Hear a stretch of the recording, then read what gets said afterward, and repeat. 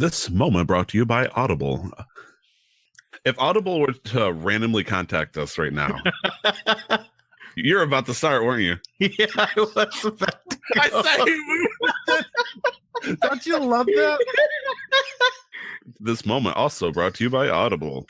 Hey, Tyler. Yeah. What's the national sport of Minecraft? I don't know. What is it? Boxing. Oh, you son of a... Find a spot around the fireplace, you goons. It's time for another tale of Casual Master Quest.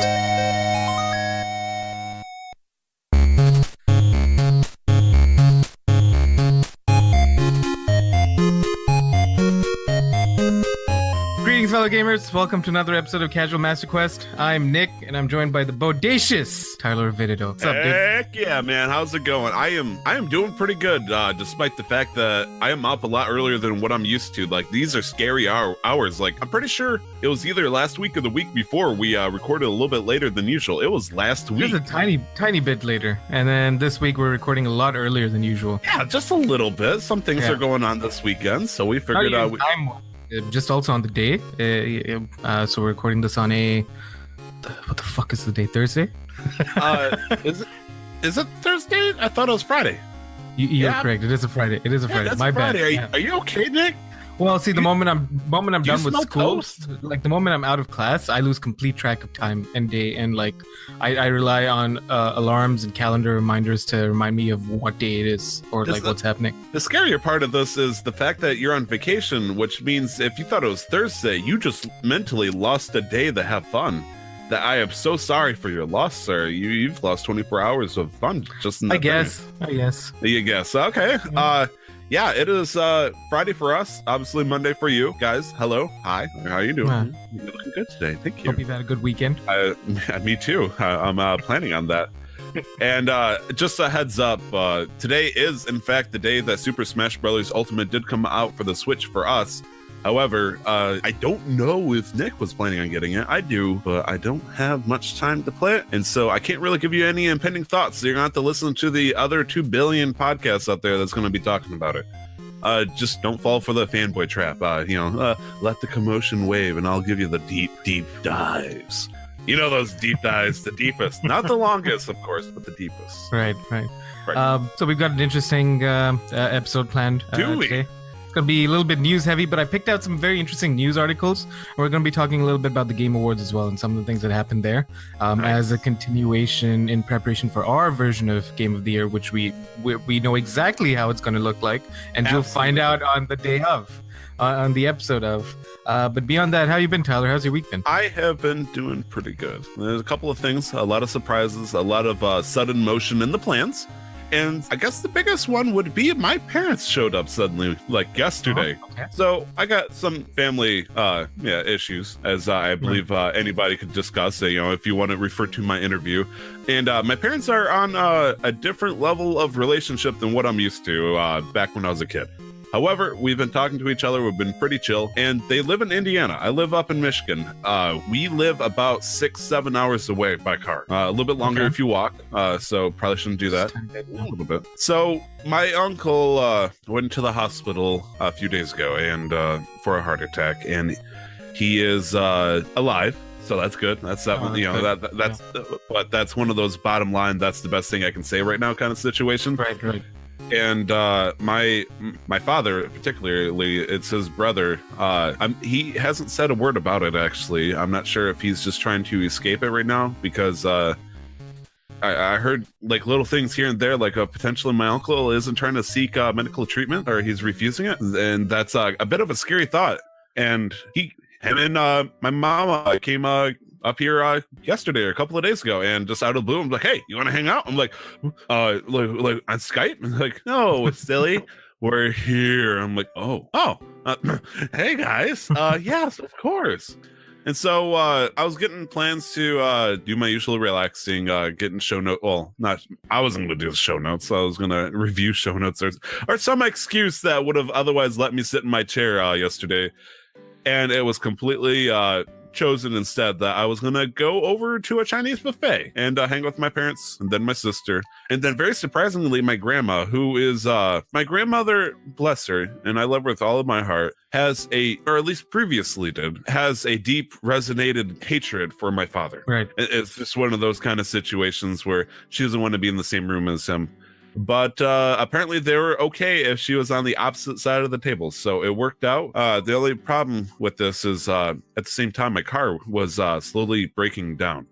The main problem with it was the coolant reservoir for it was cracked. And so every time my car would heat up enough to the proper temperature, the pressure from the car would slowly build up the air that's in the coolant reservoir or the fluid normally, and it would cause it to crack open a little bit further, and then the coolant would start leaking out profusely. Or profusely, one of the two terms. A lot would spill out. Yeah, a shit ton spilt out, and then my car kept overheating, and it was terrible. Coolant reservoir, I got it dirt cheap, not dirt cheap, but fairly cheap because I work for a car part company, so that works out in my favor. Problem is, though, I have the mechanical efficiency of a rusted tablespoon, so I don't know how to do any of that stuff. I changed my brakes a couple of months ago, but let's be real, it's not rocket science, and this isn't either. It's take off a couple of hoses, put them back on, you're good to go. So I had an hour to hit this Chinese buffet with my family to see my parents for the first time in a few months, and then also get my car part fixed because my brother-in-law was coming to join us. I don't think I got to taste any Chinese food. I think that's what's the most upsetting part. It's like, I want some coconut shrimp, and then I kind of like held it up to my mouth like that scene from Pirates of the Caribbean 3 where Johnny Depp finds a peanut and he's getting ready to eat it, and then he immediately gets shot by his other Johnny Depp, and that's upsetting. I was like, I smelt the coconut, but I didn't get to eat the coconut. But the good news is my car is fixed, so I can now drive more than 5 miles without fearing immediate retaliation. Right.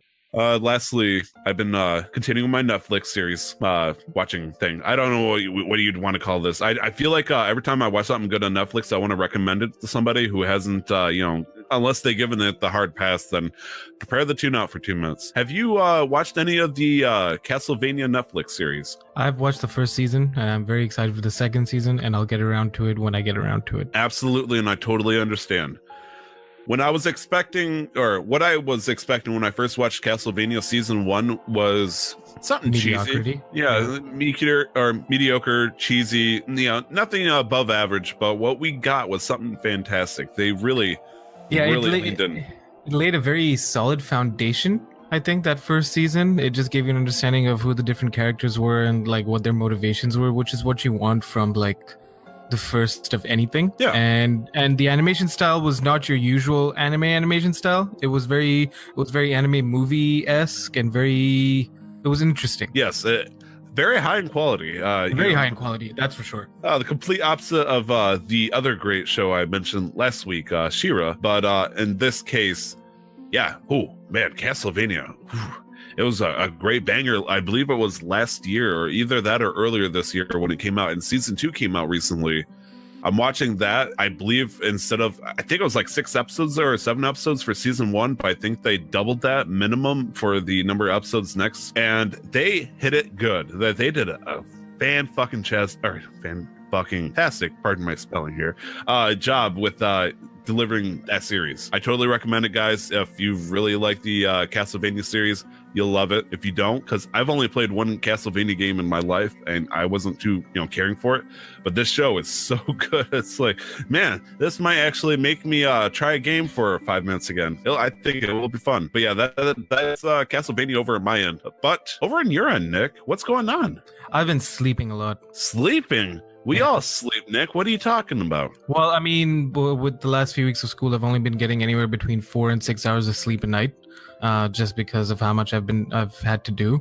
And so for the last few days, I've just been going on like 10, 12 hours of like nice sleeping in sleep where I don't have to wake up because I don't have any obligations. It sounds so good. And then I've just been grinding a lot. But yeah, what were you about to say? You would be amazed with the working population.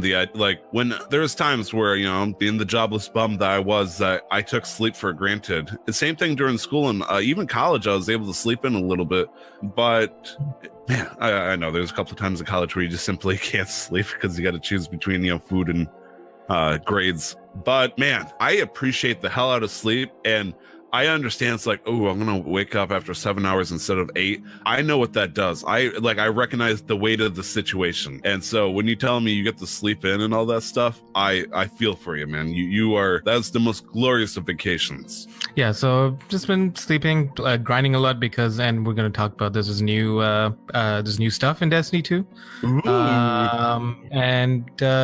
I went to a friend's birthday party earlier this week. Happy birthday to your friend this week. Yeah, it was just about 4 or 5 of us. I'd promised them steaks for when it was my birthday earlier this year, but I never got around to it. And so this was my get them wooden or steel? Because I think wooden's the best for vampires. Yeah, but with steel steaks, they're easier to maintain and they're a lot more eco-friendly. Yeah, it's also very hygienic. You chop down trees, that's vicious, but steel. And also, if you do use it again, you don't have to worry about any sort of cross contaminations in case your victim survives. Right, if you don't turn the ash and all of a sudden they got an STD, that's a lawsuit in your hands right there. It's either you kill them or you don't make them suffer. Once if they're allergic to the wood, I mean that's terrible. It's like, this is turning me to ash. I'm supposed to turn to dust. Yeah. Oh man, you gotta be. But yeah, really so I got them some steel steaks, and then I got them some sirloin. Really nice, really nice sirloin steaks. Yeah. Finally delivered on my promise. Bought my the birthday pal I believe in standard 18-ounce steak. Wow, 18 pound? Wait, oh no, ounce. I was like 18 pound, and I was like, wow, you just took half the cow, didn't you? Jeez. No, 18 ounces. That's a nice big old steak right there. Yeah, I don't know how he finished it, but he managed to finish it. I think it was mostly, once he got to about 2/3 of the way done, it was mostly out of not wanting to insult me. So he just finished the thing. And then he got really, really drunk. I didn't drink a lot because I was going to drive home later that night. And he got really, really drunk and he passed out. And we did what anyone would do. We started drawing on his face with the dry erase marker. Yeah, classic. Classic. I was worried for a second because I thought you were going to say instead of passed out, passed away. I'm like, it escalated real quick. He just passed out on the couch, and then we pulled out a dry erase marker, pulled out some nail polish. Unfortunately, he was a little bit too fidgety for us to get the nail polish on, but we managed to decorate his face. Yeah. No, he still has motor functions when he's completely drunk and sensitive to touching. So you Banksy'd the birthday boy. Yep. Especially because the next morning he had to go and meet his instructor for something very important. So I felt like we made sure that we found whatever we were using would be easily washable after a few scrubs, a few good hard scrubs. So then we proceeded, because otherwise that would be too mean. Do you know what I mean? If you're putting your friend's future at risk potentially, depending on how bad it goes, or maybe the instructor is really supportive of anybody's ways. I don't know. Or maybe just don't pass out. Oh, yeah. You're not allowed to pass out. Just be a better drinker. At least he passed out instead of blacked out. I mean, kudos to him, but... and it went very quick. He was at a very good point. He had very good energy for about 2 hours, and then within 30 minutes, he just dipped all the way down. It was a fun night. He had a good time. Yeah. I hit that point. Actually, I think I always hit that point immediately because I'm a pretty low energy guy. When I drink, I'm just sitting there like, hey, I can coast for hours. I had a time where, and this is why I don't drink at parties, exactly what you described. Because if I wake up with a dick in my face, I'm like, come on, it's not even up to size. Make it smaller. But my best friend and I went to a party and he got plastered. I won't name which friend, but he was so high energy and such a party animal. And then immediately, 2 hours later, he was near the bathroom saying, I feel terrible, but I'm still drunk. And then 20 minutes after that, I think he spent the rest of the time at the party in the main living room on the couch, hiding under a blanket. I had to peel the blanket off of him and he kind of looked at me like, What? Like it just turned into the sad scene, like he was losing his skin or something, and he was hiding his shame. But no, I totally understand your friend's point of view. Ooh. At least he was at home, right? So it was easy to deal with, like not deal with him, but take care of him, make sure that he was comfortable. Deal with him, fantastic. You get him shit faced, and you're like, oh, now we gotta take care of him. Push him on a side, put a little prop behind him, and then leave some water and Tums. Friends. I mean, if it helps, he messaged me the other day and he's like, best party ever. I'm like, all right, dude. It's like when somebody does a cool skateboarding trick and then dirts it, but he goes up with the thumb and they're like, I'm good, that was awesome, my God. Yeah. How's your week been for games, Tyler? What have you been playing? Unfortunately, as much as I'd like to, make this the best video game podcast in the world, it is. But my gaming has come a little shorter than usual because most of my gaming comes on Friday, Saturday. Being Friday our day. Unfortunately, I don't have anything too new to talk about. But I figured I would talk about something I have played that is new, and that is called Pokemon Showdown. Nick, have you heard about Pokemon Showdown before? I have heard of Pokemon Showdown. Okay, this is brand new for me, and it's an interesting concept. And for those who know it, then you know exactly what I'm going to be talking about. For those who don't, I'm going to show you a whole new unauthorized world of darkness. So when you're playing, Pokemon Sun and Moon, or Ultra Sun and Moon, if you're, a sorry sack of crap. No offense to you guys, of course, but you got scammed. Sorry to my wife. You want to catch Pokemon, you want to have fun, you want to build a team, you want to beat the Elite Four, the gym leaders, and all that stuff. And eventually you might want to go into competitive play, or maybe you just like breeding, one of the two. However, sometimes when you want to build a team that you're hoping is just fantastic, and then you get it just smeared into the ground by somebody who's a little bit more skilled or whatnot to you, it leaves a bitter taste in your mouth. Heck, it's like that for me when I play Pixelmon. I go to a tournament, I think I have a cool team, and all of a sudden I just have this, glaring strategy thrown right in my face that just destroys me. And it makes me kind of bitter as a player because I wish I could play a little bit more, training with the right Pokemon and teams just to see what's going on without, resorting to Pokemon Stadium for the Nintendo 64. But there is a solution to this. Ladies and gentlemen, a group of people fighting off the beautiful lawyers from over at Nintendo apparently has for a very long time ran a website called Pokemon Showdown. And this is an interesting thing because it guts out the whole concept of breeding and whatnot. It allows you to build a team from scratch. It's not an actual Pokemon game, but a Pokemon competitive simulator. You get to pick all the Pokemon you want. Heck, they even let you do copy and paste from Smogon, which is the meta playing website that allows you like, hey, what's the best moveset and EV choices for Chansey? And it's like, here you go. Push this button, you'll be able to copy it over to your little battle simulator in Pokemon Showdown. And I did that. And recently, I feel like I've become a much better player overall and learning what is the 2018 cheesing strategies on beating other people. Now, my main problem with this is I play in the OU category, which is the overused. It is the tier right below Uber. So, you can't play, super ultimate, Mewtwo's all the way and all that stuff, but you can play pretty far up there.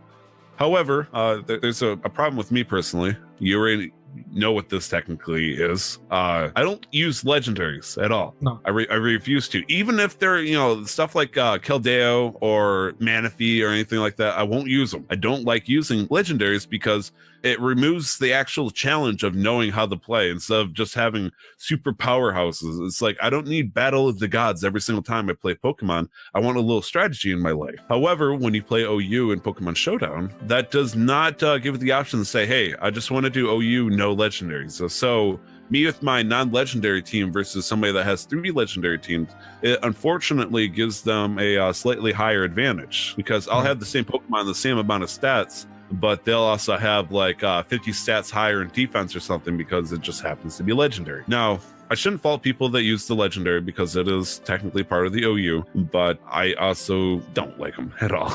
No, so I every time I try to take on somebody that has Heatran and Manaphy and all that stuff, and then I lose, I'm like, it's because they had legendaries. It's not because I'm a terrible battler. But I'm doing better. I actually took on an admin from Pixel Spark who wanted to test me to see if I could potentially become a gym leader in the server, and He managed to beat me with our pre-built teams. Unfortunately, the pre-built team I had built on Monday was different than the one I had built on my phone, because logging in on that, and logging is such a loose term considering there's no password involved. I think it's like locked to the IP. Right.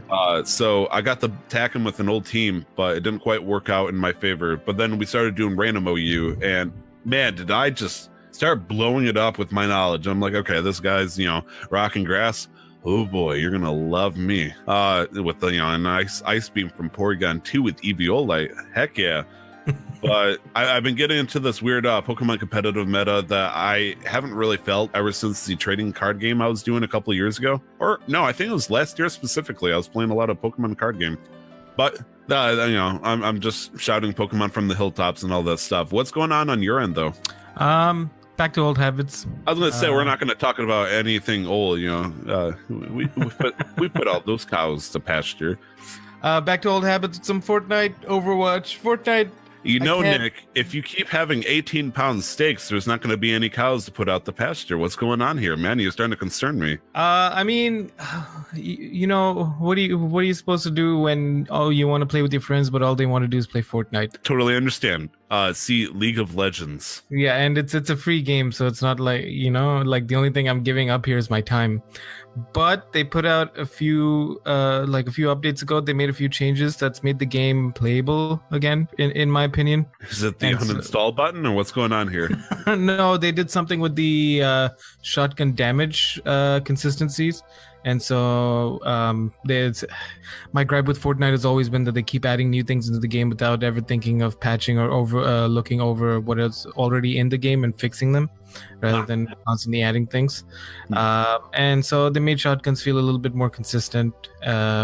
And so I'm able to actually play because everybody else is better than me.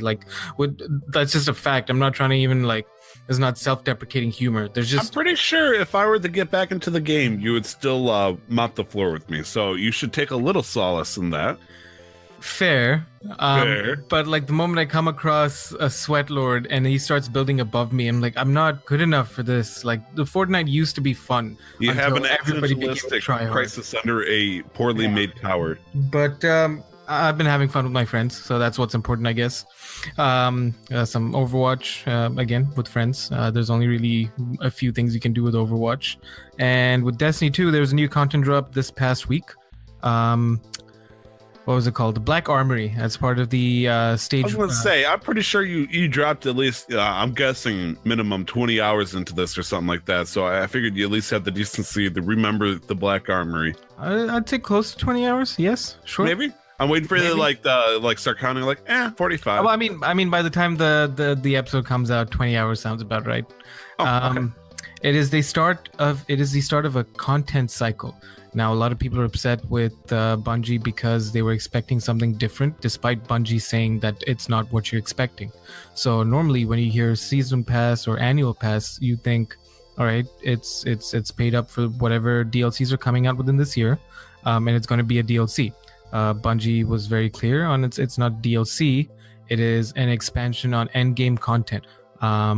It is. So it's different than Curse of Osiris and Warmind, or? Yes. So in the sense that it's not story based. I mean, it's not campaign based. There are no campaign cutscenes. There's no this huge new arc you go on. It's not new content in the traditional sense. Here they've added a new endgame activity, and a new raid, and that you have to pay for. And it's coming out in DLC.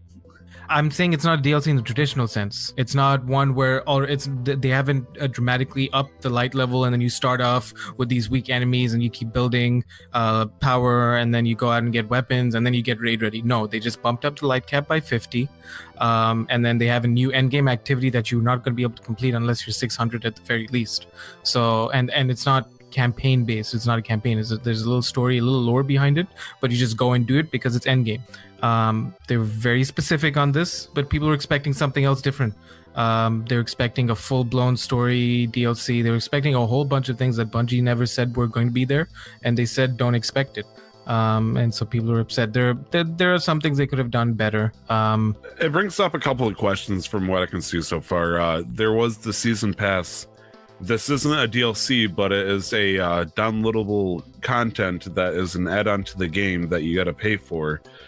But it's not DLC, but it's also not an expansion either. So it's just the way you're describing it sets off a couple of red flags of it's like saying let's do a small miniature, not a real campaign for Gambit or anything like that, but a content cycle that involves Gambit, but we didn't have to pay for that. So it's weird how you're describing it. How much was it, by the way, if I could ask? 35 for the full year. Is that for in Canadian or US? US. Okay, so 35 for a whole year. This is a subscription. Yeah, 35 for the full. Like it's like any other like seasonal pass, annual pass. It's just $35. Oh, so this is like a separate season pass style content. Yeah. So okay. So when you think of so I guess I made this a little confusing too. When you think about DLC or expansion for Destiny, you think about full story based, like new campaign, new worlds. And Bungie was very clear that it's more of a content cycle. It is all DLCs, like at baseline, it is a DLC. You're paying for more content. But in talking and thinking about Bungie specifically and what they've always done, we've had the Taken King, Rise of Iron, the Dark Below, the House of Wolves, and then Curse of Osiris and Warmind and Forsaken with Destiny 2. You're not paying for something fully fleshed out in that sense, or you're not getting all of that up front. With the $35 for the full year, you're getting all these different things that add to your end game as you play the game. And are you having fun? I guess would be the first question. Oh yeah, I'm having fun. Yeah. Okay. A Bungie, like in terms of PvE, they put out a roadmap, what we're going to be expecting when, a couple of rough dates.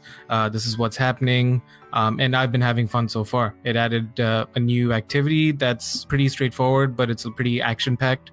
Yeah. Let's say hypothetically, for all the people that just got Destiny for free and then got Forsaken for, let's say, $30, since it was on sale that one time, would you say this extra $35 purchase would be worthwhile for them if they want to play into Forsaken and they're getting into the cycle that took them from 500 to 600? If you haven't hit 600, there's no point. Okay, so because you're not going to be able to play it.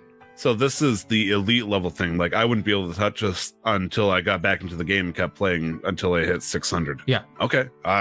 Fair enough. So this is essentially just something more for somebody who's hit that cap and they don't want them to actually leave. But $35, that's quite a bit though. Pretty much, but that covers everything for the entire year. And they put out a little map on what to expect. Did they have a season pass for Forsaken though? Because I'm pretty sure. It was the same thing. Season pass, annual pass, it was the same thing. Okay, annual pass. Because I remember Nick when Cam, had bought the whole mega bundle on the PS4. It came with the annual pass or something like that. They give him like extra content. Did it come with the Forsaken stuff that gave him Curse of Osiris and Warmind, or did he buy the post Forsaken stuff? No, he bought the mega everything in one bundle. So he so that's it's going to be included. All of this is going to be included in that. Oh, so he technically would have access to the Black Armory for that? He should. If you got it, he should. Yeah.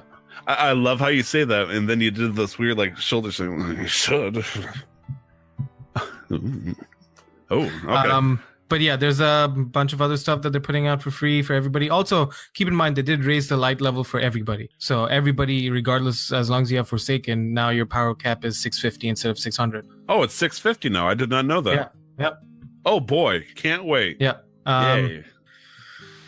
Yeah, there's some issues, but overall, I'm having fun with some of the new stuff. The new raid dropped on Friday. This time, the raid completion only took about 3 hours. But the review is that it's a lot of fun, mainly because nobody needed to grind as much. Like nobody was as severely underleveled as they were for the raid that came out with Forsaken.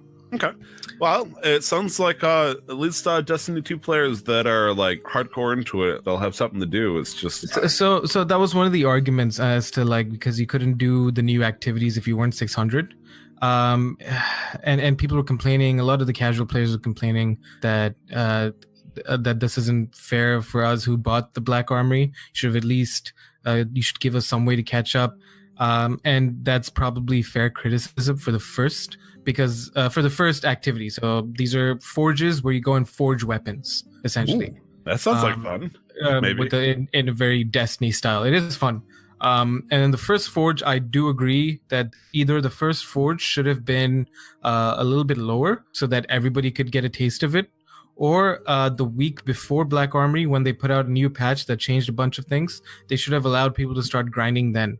Because the criticism here is that because this is end game content they're introducing, there is no new content that people can do to grind things. So we had to grind old content to play new content, which is, I think, a completely fair criticism on Bungie's part. And they're like, yeah, we messed up a little bit here. We'll take this into consideration. And so the first thing they dropped the light level requirement a little bit immediately. That was enough for quite a few people to play. Having said that, though, I do feel like if you really wanted to play this, unless you've had time, not had time, or you've been playing other games, you should be at least at 580 now.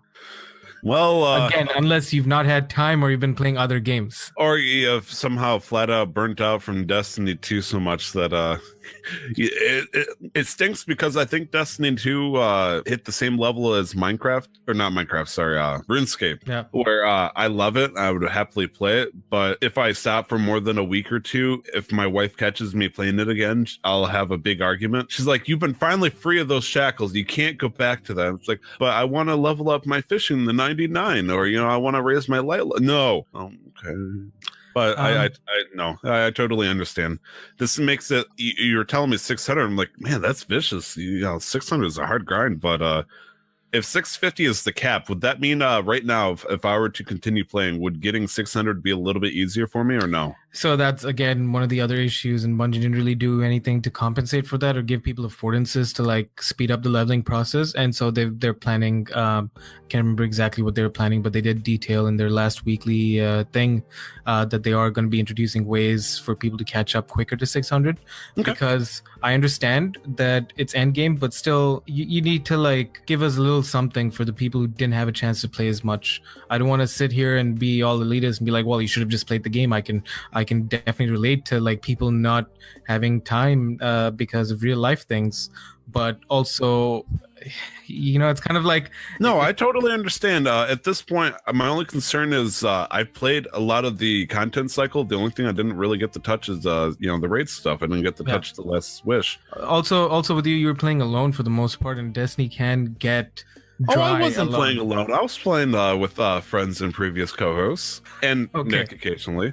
But they're all under leveled, actually. Like, well, not they, but a lot of my friends I would actually play with, such as Nick and whatnot, they'd be at like 505 and stuff, and just spending constant time with them. I'd get prime Ingrams, but otherwise there'd just be a slow, vicious grind if I was lucky. Right. Yeah. But if they do fix that to where I could possibly speed it up, so I could either try the raid a little bit more reasonably for a rookie at my level, or if I can try this Black Armory stuff, let me know, please, because I'd love to give it a shot again. Oh, for sure. Now I know that we said we'd like sort of avoid news as much. What's news?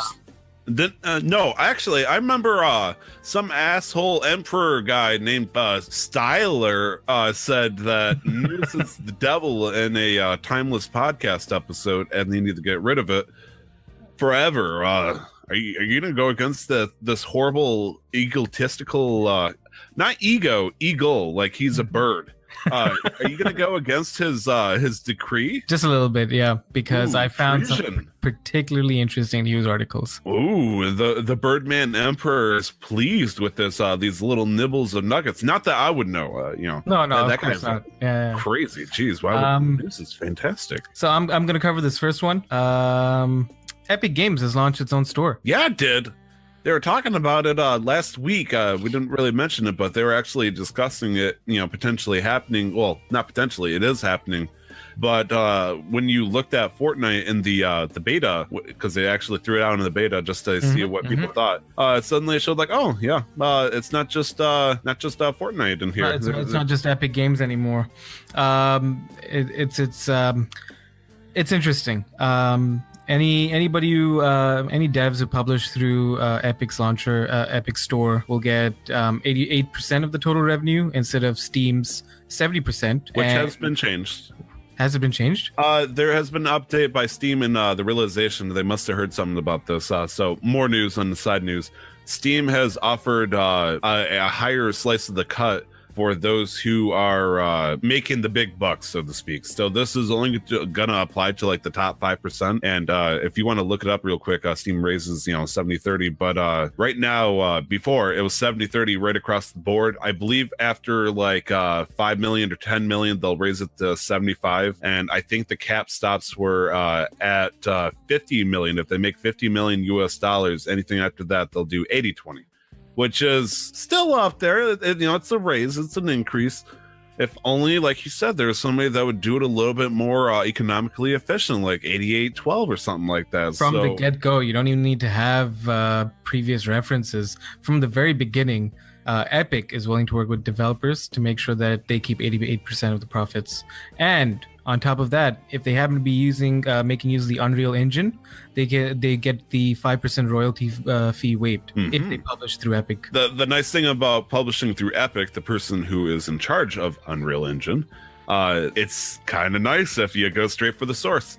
It's also nice because Epic, in an interview, had talked about them doing testing to see like how much can we cut off the trimming here to see how much we can get from the company or from developers without being screwed over here. That way we can give them the best possible deal, because 70-30 was the reasonable amount way back in the day when server costs was a lot higher back in 2007 2008.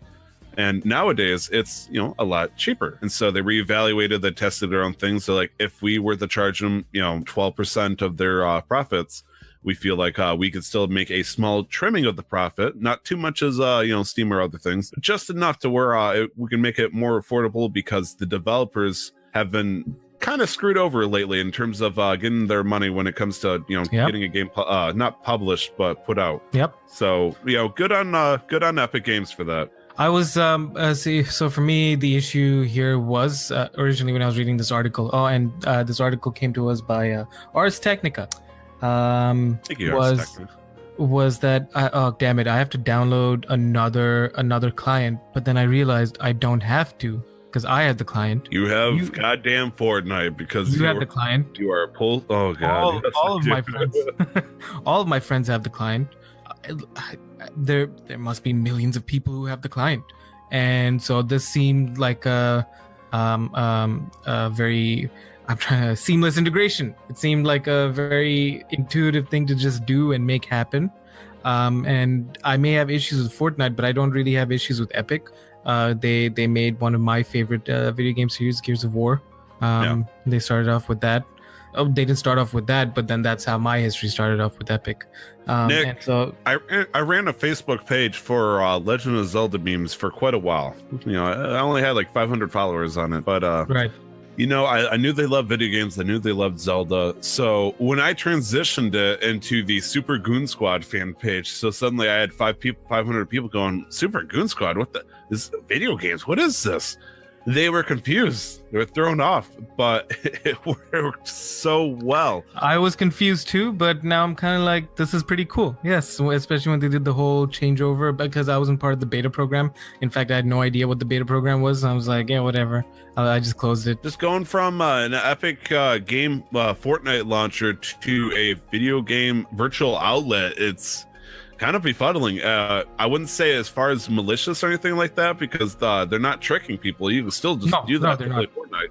But now they're offering you a potential chance to look at it and say, oh, like, I'm pretty sure a lot more people look at the Fortnite launcher or whatnot than people look at Steam. So when those millions of people get on Fortnite for the first time and they're like, oh, what's this on the side here? Oh, there's games here. They're going to be curious. They're going to want to take a look. They already have their mom's credit cards so they can get the V-Bucks. So what can happen? What's the worst? What's the worst? What's the worst that could happen? I could tell you. No, there's worse that could happen. Have you heard of a little company called Bethesda? Bethesda. Ooh. Remind me, what games have they made?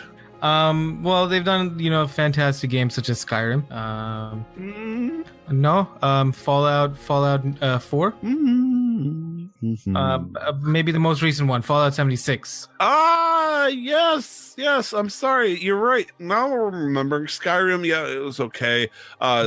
Fallout 4 was pretty good. But Fallout 76, that was the truest pinnacle of gaming right there. The shining beacon of hope of how publishers and developers should handle anything. My God, it was beautiful. What's going on over at Fallout 76, though? I'm trying to decide which one to start with. And I think I'll start with. Yeah, you got a 1-2 punch going on here. You know, let's start with. Let's go in chronological order. Let's start with the canvas bags. So, yes, the bags. Tyler, did you buy Fallout 76? I most regrettably, of course, did not purchase Fallout 76. I was listening to my best friend play it and talk about it, and he was obviously, he was here a couple of weeks ago to talk about it.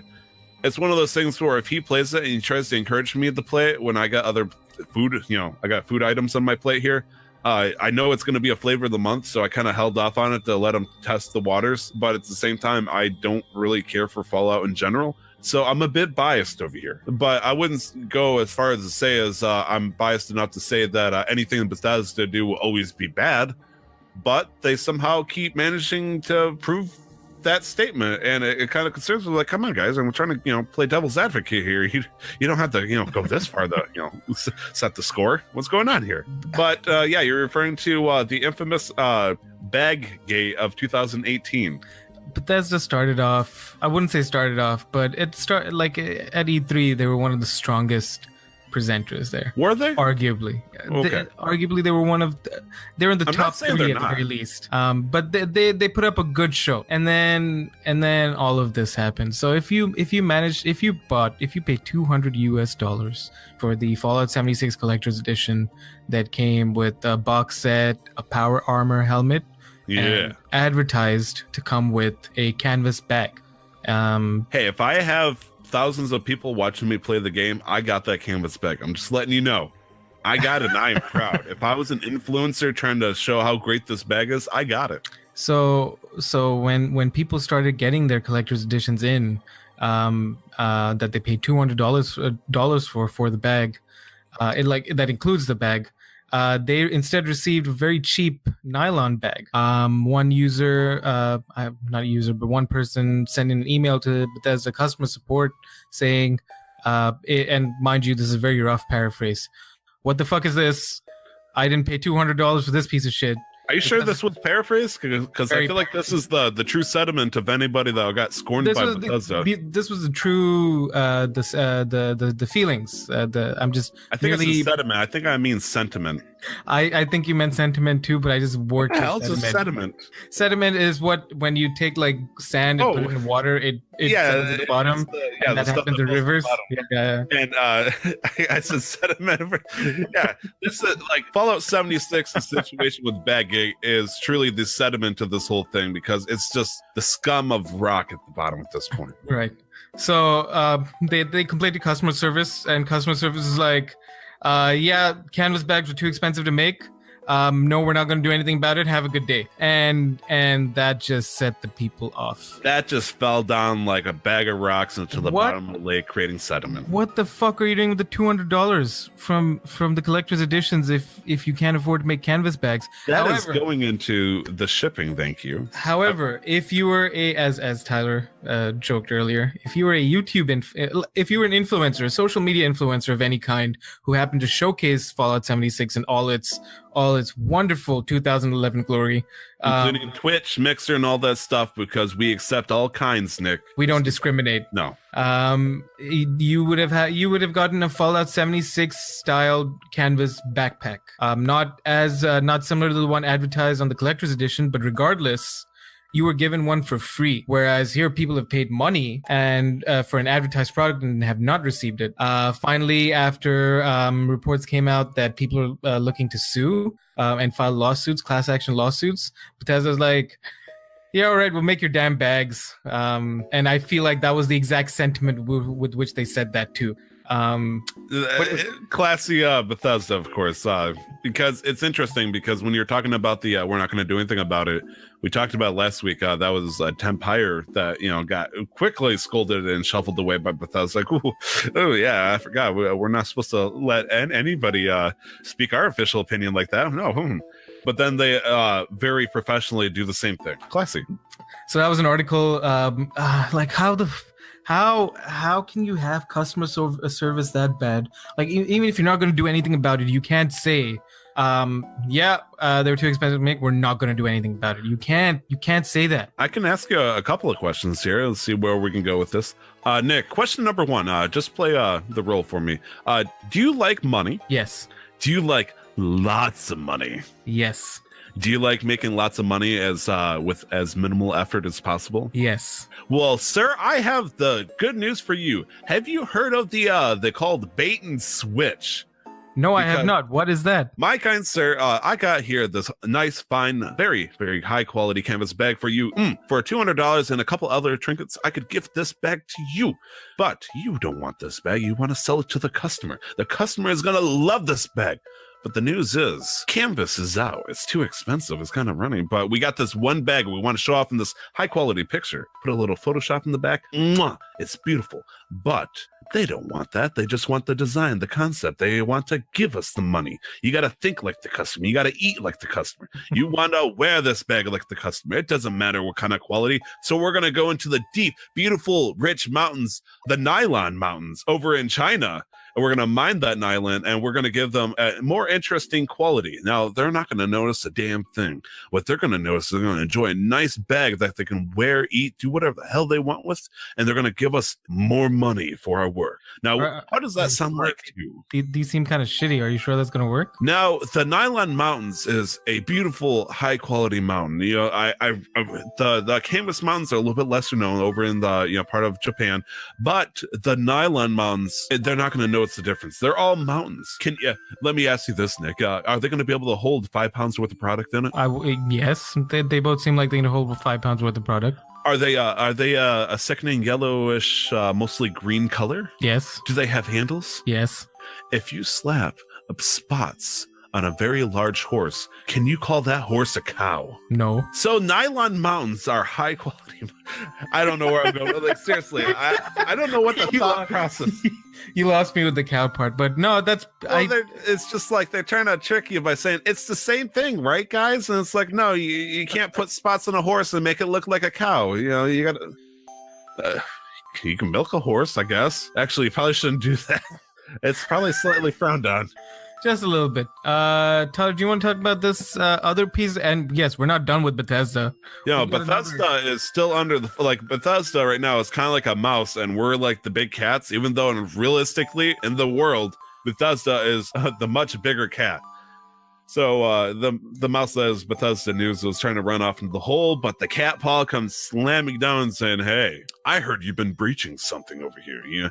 My other cat friends have been whispering in my ears, and something tells me you've been telling people a little too much information." Now, I never thought I could yell at Bethesda for being TMI, but Bethesda has been leaking information such as addresses and phone numbers to other random people that have been having the problem with the whole bag situation. So for the most part, and a couple of people have tweeted this on Twitter, as if you could, tweet it anywhere else, that, hey, I put my support ticket in saying, hey, maybe we can work something out with this bag thing, because I'm actually allergic to the mountains of nylon, and I would prefer canvas mountain bags. And some reason you sent me some information involving dozens of other people with the same problem alongside their address and phone numbers and other information. But Bethesda is very, very, very, very clear in saying, hey, at least we didn't give them your these people's passwords. We didn't give them credit card information. Wink, wink. We are still secure.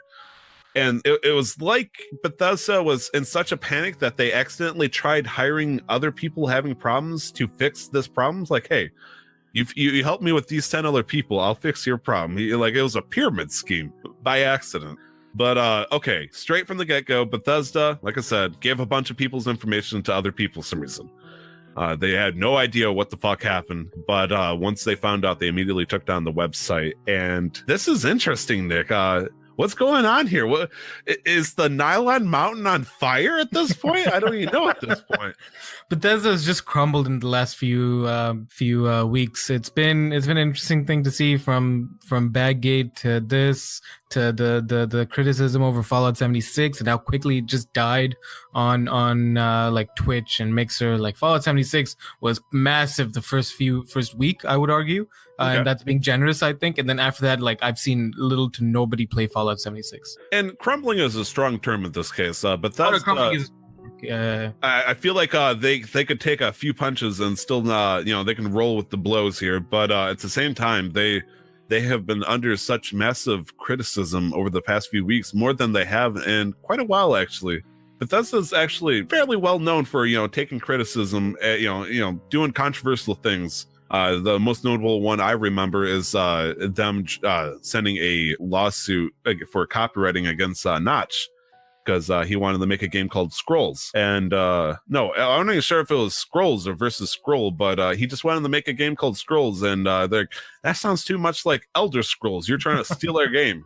And Notch is like, I'll challenge you to a game and whoever wins gets the rights to it. And then he immediately got hit with a cease and desist. Yeah. And okay, Bethesda, you're cool. You're a big boy here. Bethesda have had a good middle and a interesting end to the year, but as they say, all publicity is good publicity. So let's see what happens. Since we're on the subject, the Game of the Year award for this category is most talked about consistently video game company. Or how about most controversial? Okay. I feel like Telltale and could potentially challenge that. Telltale, Rockstar, and we've got Bethesda here.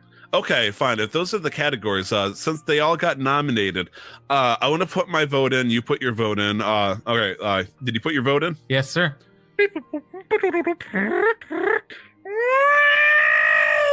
Sorry, that was R2D2. I was just reading the votes out. Jeez.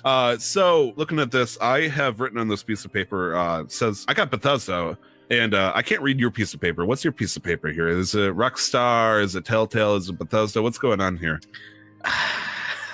Telltale. Okay. So we're at a tie, so it's up to you, the people. I mean, we'll hear about it more, but yeah, ongoing stuff. Let's see if Bethesda can somehow scrape up their own shit that they keep splattering on the floor and saying, whoops, my mistake, and they keep bending over the clean up that the trash fire.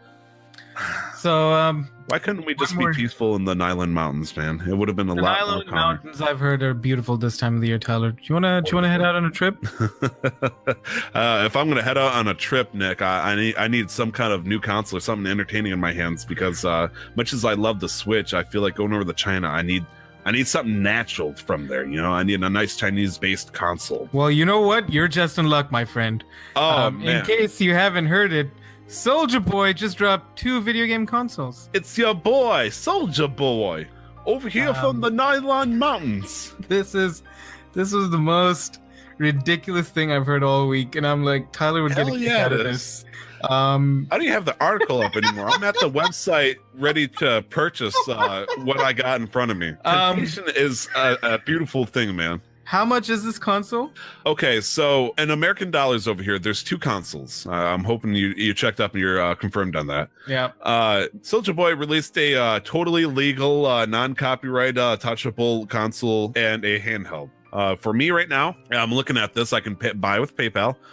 And more payment options, it says below. There's a Soulja game console for $149. It's on sale right now. Normally it's $199, but Christmas season, all that stuff, you feel like he's giving. Honestly, with how much money he totally spent trying to get the publishing rights for all, I believe, 800 built-in games. And for one of the pictures it shows for this, it shows a picture of it with an interesting looking controller that looks remarkably like a DualShock, with a picture of Lara Croft from Tomb Raider, and looks like it's Tomb Raider 2, judging by the cropped out image of Rise of the Tomb Raider specifically. So a couple of questions, quite a few questions. However, let me quickly touch. There's also Souljaboy handheld, which normally is also $200. but it's not marked down to 149 quite like the main console. It's actually dropped down to $99. Plus, it has the color option. Wow, there's a color option drop-down feature, so I can pick white. I'm gonna click on it, and also white. So it's just white. Okay, wait. No, we can cover so much here. I just want to point out that both are $200 base price. Yes, they're both $200, and they got the hot deal of only $149. But you get the handheld. Souljaboy's got you covered this Christmas. He's gonna give you another $50 off, no rebate required, down to $99. He is making the jumps that companies like Valve or Epic Games could only dream of. Like Nintendo was quivering. It's like, our Switch is doomed. All right, so let's start with the handheld. Switch, man. Let's start with the handheld. Okay, so sure. There's apparently over 3,000 built-in games. It apparently has support to connect to the TV. I was just about to get to, so it's apparently 3 years old. Despite just being dropped. This thing can walk. It can read and talk now. And it, like, if my 3-year-old, if I had one, had 3,000 built-in games, I would pay $100 for that too. The material is Soulja Game video game console. That's listed as the official material. That's actually a super high quality nylon canvas mix. They do a mixture using coal and whatnot. So this connects to the TV. It says, well, I thought it said something along the lines of HDMI, but apparently I'm mistaken.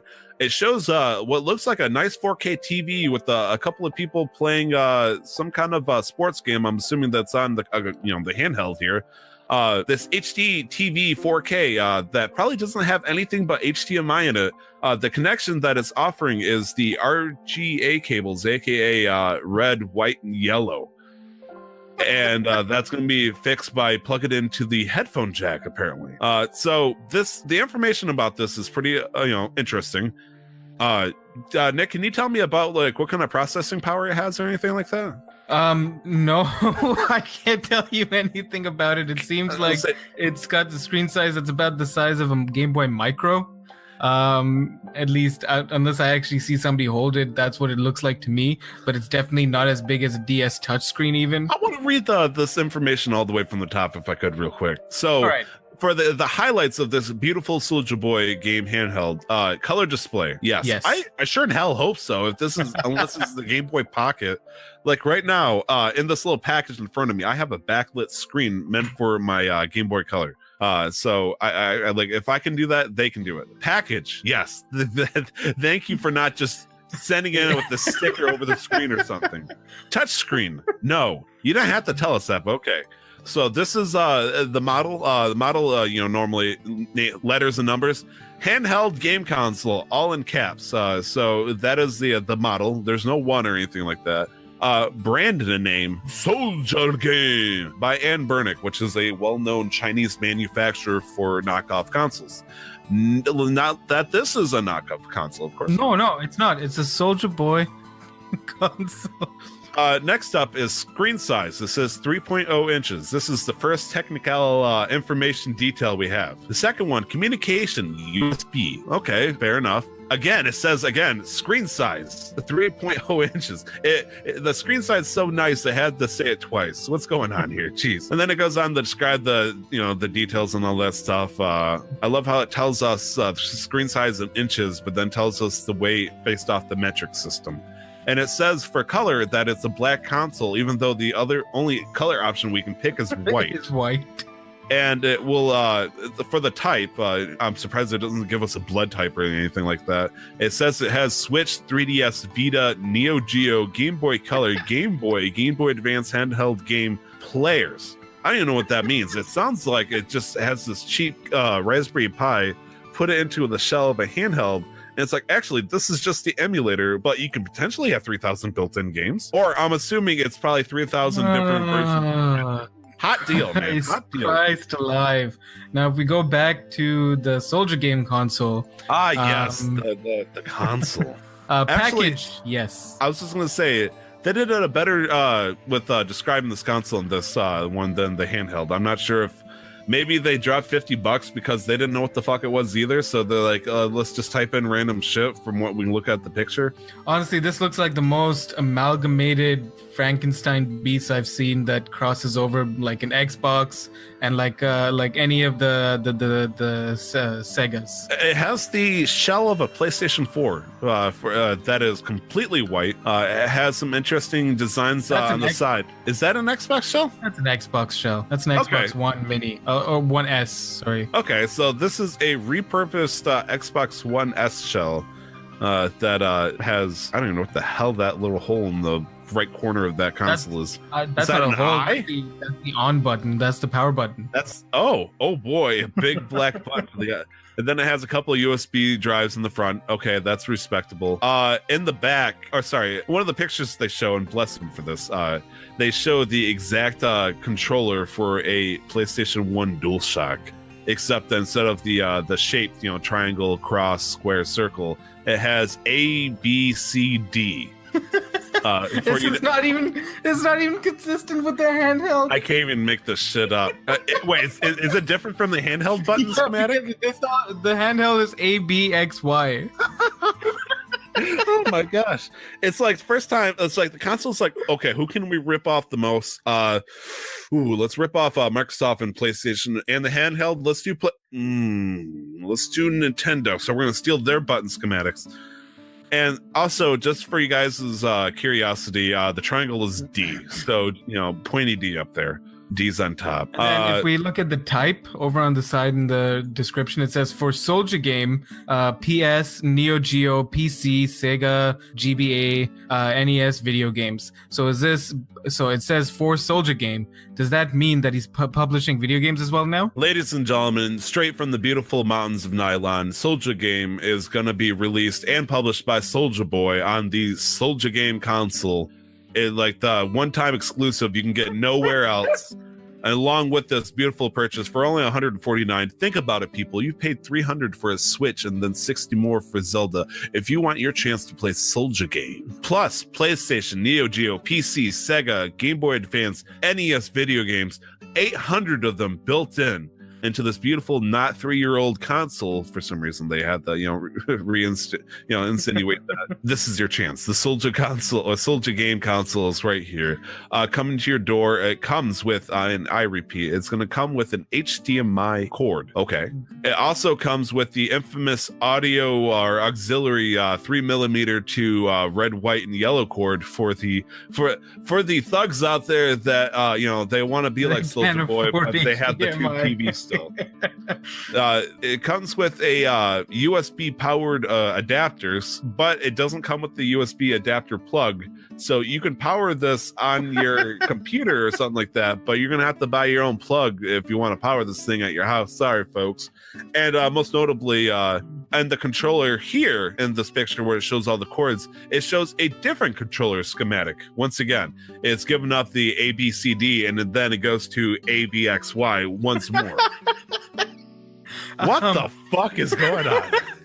It comes with Linux installed, 800 games pre-installed. It supports PS1. Can you give that one more time, Nick? You cut up for a second there, buddy. It comes with Linux installed. It comes with 800 games installed previously, like pre-installed. It has PlayStation 1, arcade games, Game Boy Advance games, SFC. I don't know what the fucking SFC is, unless you could tell me. Sega, NES, Game Boy Color, Game Boy, GG, SMS game series. What the fuck is all of this stuff? I'm trying to figure out the fucking FSC is. I got St. Francis College System File Checker Sustainable Furnishings Console. How about Sustainable Food Center? Does this thing have food in it? What's a GG? Not good game, but what's a GG game? Clearly, it's nothing but good game. What's an SMS game? GG is Game Gear, by the way. Game Gear, okay. Which is a Sega handheld console. Okay. SFSC, super fucking classic. This is amazing. This can't be real. This got to be a prank, right? Tyler, this is fantastic. This got to be a prank. He's got to be hit with so much lawsuits.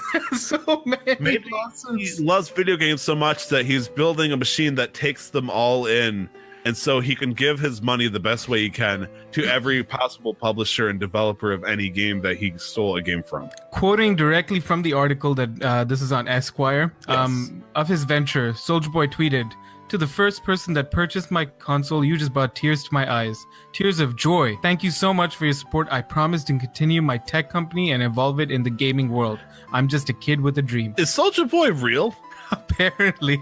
Maybe he got like stolen and they replaced him with like this economical regime of a machine that just spews out this stuff. I feel like is Souljaboy held captive or something in the Nylon Mountains? Like they're hiding on the mountain, like they're gonna catch us in the Camas Mountains. We're not that rich, but it feels like maybe this is a cry for help at this point, because I don't even know what the fuck is. What is the fuck, as I say, describe? What is a TF card slot? Is that I have no idea. The fuck card slot? Maybe it's like SFP, TF, GG, SMS game series, Also, I want to point out that it supports a TF card, which I'm assuming is like an SD card, max to 32 gigabytes, which it describes very accurately as ultra large capacity. First off, if it has everything pre-installed, why do we need to put a TF card in? I'm 100% sure that most of that $200 is going into the shipping of this product. Like the packaging, because you don't need smart people to make something this hack and slash together like this Frankenstein. Okay, I got a couple of questions. Two of them are right up. Get ready for the bat. Nick, do you think if I were to buy this right now, tempting as it is, do you think it would be able to reach to me by Christmas, which is in 18 days for us? It actually is pretty likely. You really think so? I would give it about a 60% chance. Okay.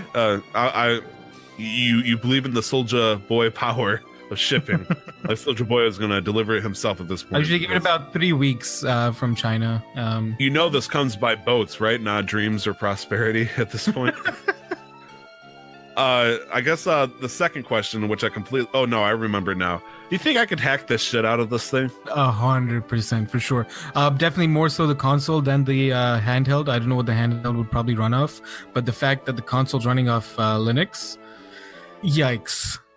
I guess part B to that question, do you think this thing is worth hacking? No. Because it's double the price of a Raspberry Pi, but I'm going to take a wild guess and say it probably it's not worth that $200 price tag. Honestly, the PlayStation Classic is worth more than this. Actually, no, this thing's 149, Nick, so technically this console is worth more than that PlayStation Classic. Plus this has Tomb Raider on it, the second one, for some reason. That's the only game we know out of the 800. You'd think they'd at least give us like a sneak peek or something. I think they'd give us a list, yeah. I feel like there's a 0% chance of anything, because right now there's probably at least 36 lawyers that are not at his house right now, and he probably has to take down this website, and that money is going to get lost immediately, and it's going to take a very, very long time for that money to come back, because I'm pretty sure it's going to go straight to lawyer fees. But what do I know? So straight from the Nylon Mountains of China, the Soulja Game console and the Soulja Game handheld coming to homes near you. What a year for gaming. Oh, I thought you were trying to like pitch this as the game of the year or the game console of the year. What a year for gaming. I mean, we could just as easily scour through Alibaba and those other shady looking websites. I bet I could find you maybe not Soulja Game, but maybe Body Game or something like that. Just like there's got to be a knockoff of this knockoff. Oh, right? No, I'm sure. I'm not doubting that these knockoffs. I can get it for $12. But the fact that we have an American celebrity partner up with whoever and do something like this is just, it's amazing, to say the least. It's just amazing how nobody from his legal team was to say anything. I'm pretty sure he it's kind of like one of those streakers on a soccer field where they run onto the field completely naked, and he probably got faster than they realized what was going on, and he's streaking hard. I guess the final question I have over this before we wrap this section up of news, does he have any mark whatsoever on this console or handheld? Because as far as I'm aware, apparently there's no branding on anything. So he's not good. It's his theoretically, but he's influencing his own product without actually influencing quality or influencing like a signature. Like I feel like the signature might be worth like 40-50 bucks, so maybe put it on the console. That's that would make sense. Hell, you could sign the handheld on the fucking screen itself and you could sell it for 149. That you'd still be saving money since it's technically marked for 200.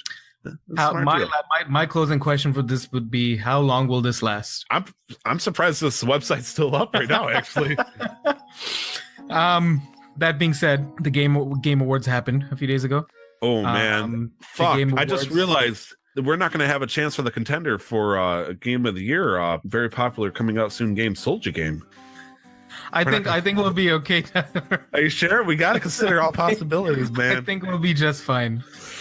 I was doing some digging into it because I know not so much about video game awards, and I'm trying to find out like which ones are like the Oscars or the Grammys of the video game awards of the industry. And apparently the Game Awards have a long-running history. Before they were known as the Game Awards, they were known as the Spike Video Game Awards. Spike. Yes, Spike was a more in like between like 2000 and 2006 was a super well-known TV program or company that focused on video games. Like they were one of the first people to bring out the concept of talking about video games on cable media. Right. So it would make sense that if they got an impression in an outlet to television, that they would be one of the first people to do something like that. Other companies would be like the joystick awards and stuff like that. Right. But honestly, let's be real here. There are so many different video game critics and all that stuff, and there isn't really going to be anything that can level like the Oscar or anything like that. There's not going to be that one all-time group, because everybody's going to say, hey, we're the group of judges for all video games. But then there's, it's like what's it called? The Anchorman, I believe, where all the different TV stations all meet up and start fighting each other. Like, we're also gonna rate the video game awards over here, but we're the official one. And it's like the rivers will run red with your low review scores or something. I don't know, but anyways, yes, the Game Awards. Yes, so this is their fourth year now. And so we're going to cover some of the winners for some of these categories, and we're just going to go over some of the announcements, the bigger announcements, and we'll go over the announcements first. Okay. So we've got a few things here. We've got so one of them is Epic launching its Steam competitor, Journey making its debut on Epic Store. So Journey was a indie classic that was a PlayStation exclusive. Yes, came out also for the 3 and then was out on the 4th. Yes, and I also believe it was one of the PS Plus games that came out recently this year. So it's a very popular and well adored game. My wife loved it. Right, so now they're porting it over to PC, and it's going to be out through Epic's store sometime next year. So that's something to look forward to. What else we got here? They announced the next Far Cry game. It's a post-apocalyptic sequel to Far Cry 5. It's going to be out on the 15th of Feb and for $40 on PS4 and Xbox One. Huh. Yeah. Okay. That was an interesting noise, Tyler. We are talking about Far Cry, right? Yes, we are talking about Far Cry. So it seems to be set in the same world, where it's sort of campaign post Far Cry 5, where a villain sets off a nuclear bomb. Okay, so is this hypothetically a standalone expansion, I guess? It seems akin to Blood Dragon, I think. Okay, that makes sense. I mean, that is their kind of style, so to speak. So I guess that would make sense, but it's just weird. Far Cry New Dawn is what it's called. It's coming out on February 15th. The Switch is getting its first Marvel exclusive game with Ultimate Alliance 3, The Black Order. It's like I'm looking at this and it must be what my grandfather said when I showed him, I didn't get to show him, or if my grandpa for the first time looked at a cell phone going, that's cool, but what's the point?